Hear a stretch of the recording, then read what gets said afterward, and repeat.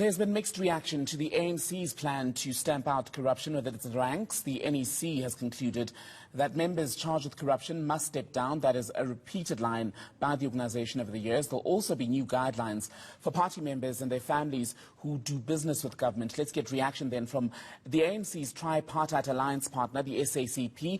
We're joined by its spokesperson, Alex Mashilo. Mr. Mashilo, a very good afternoon to you. Always good to speak to you. Are you finally convinced then that the ANC is doing enough to deal with corruption?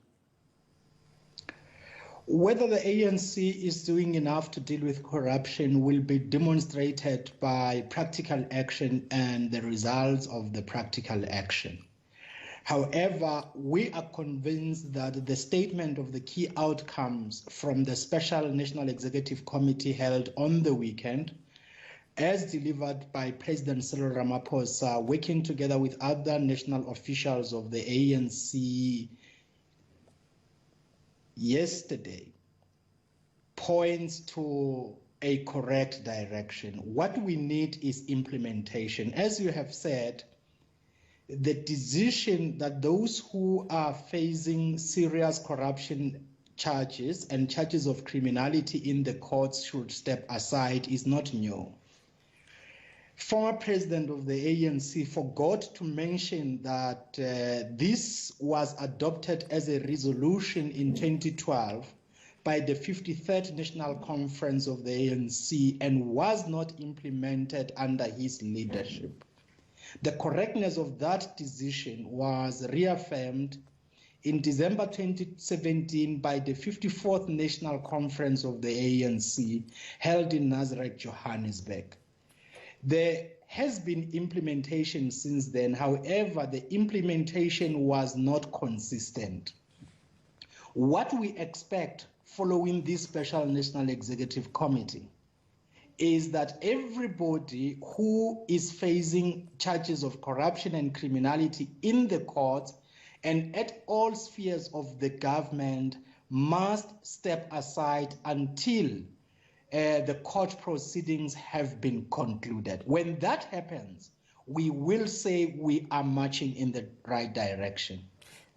There's still the view as we sit here this afternoon that what the ANC leadership presented yesterday is still pretty much lip service, because much of the action that it says it will take against members who are accused and convicted of corruption is still very heavily dependent on internal dynamics, aka the factional lines in the organization. Do you agree?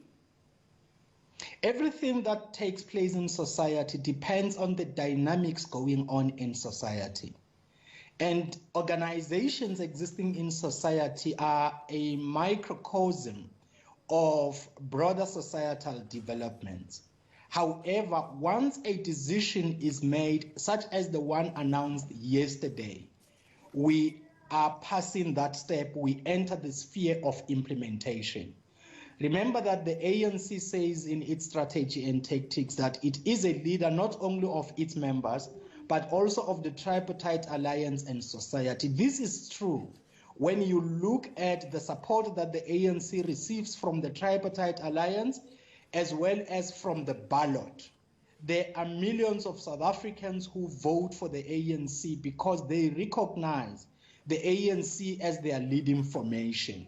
So for things to go in the right direction and to work out consistently, all of us, the ANC, the Tripartite Alliance, and those who vote for the ANC and recognize it as their leading formation have to stand up to ensure that things move in the right direction.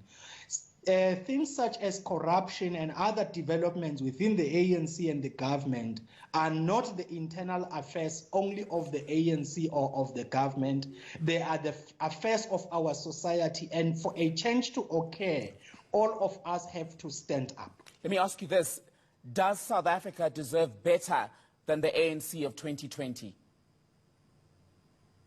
Of course, there is always room for improvement. If you say that I do not have any room for improvement. It means that we have reached a ceiling. It means that we cannot be better. That is why the ANC has an organizational renewal process. It is having that process because it seeks to develop itself to reaching greater heights. I think you're dodging my question, Mr. Mashilo, not to cut you off, but my question was quite direct. Does South Africa deserve better than the current ANC? Yes or no? No. My answer is also quite direct. You know that the ANC has an organizational renewal process. It does not recognize itself as a completely developed organization. It wants to see itself at new heights, and of course, society deserves the ANC at new heights. Alex Mashilo, quick one then. President Cyril Ramaphosa yesterday choosing not to address that letter written to him, a scathing letter from the former president, Jacob Zuma, who basically slammed Ramaphosa's approach to dealing with issues of corruption. He's also slammed him for the issue of the CR17 campaign funding. Do you agree with Ramaphosa that not any more oxygen should be spent on that letter?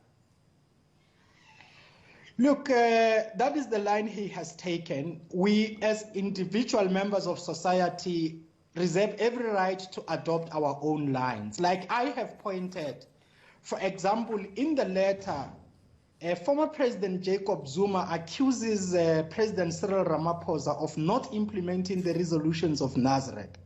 But under his leadership, the resolution that those who are facing serious charges of corruption and criminality in the courts of law should step aside was not implemented. He himself, in fact, was charged in the court of law. So what we need are consistent leaders, what we need are frank leaders, what we need are honest leaders. Leaders who do not point fingers at others, but are able to assess themselves objectively in a way that society will also accept and say this assessment is actually correct. But the letter written by former President Jacob Zuma is full of inaccuracies, and the president was right to say that it was produced at a time when there was an orchestrated attack against President Cyril Ramaphosa. Alex Mashilo, spokesperson for the South African Communist Party, thank you for your time as always.